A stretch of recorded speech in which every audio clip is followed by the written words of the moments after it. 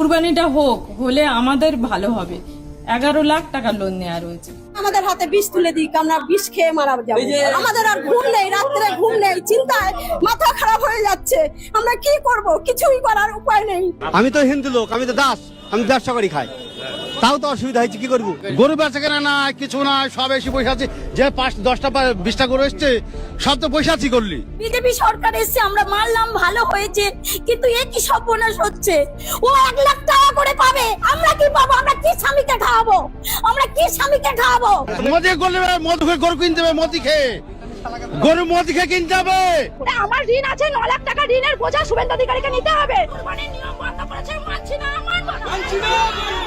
ওনার vote দিয়ে এখন জিতে, এখন তো আমাদের গরু টরু বিক্রি হচ্ছে না। এখন কি করবো, এই গরুগুলো কি করবো আমরা? আমাদের বিষ খাওয়া ছাড়া কোনো উপায় নেই, কি খাবো আমরা? কিন্তু এই যে একবার বলছে হবে কুরবানি, একবার বলছে হবে না, একবার 14 বছর গরু 6 বছর বাঁচে না, 14 বছর আয়ু। সরকার যদি নাই চলতে দেয় তাহলে মানুষ খাবে না, বিক্রি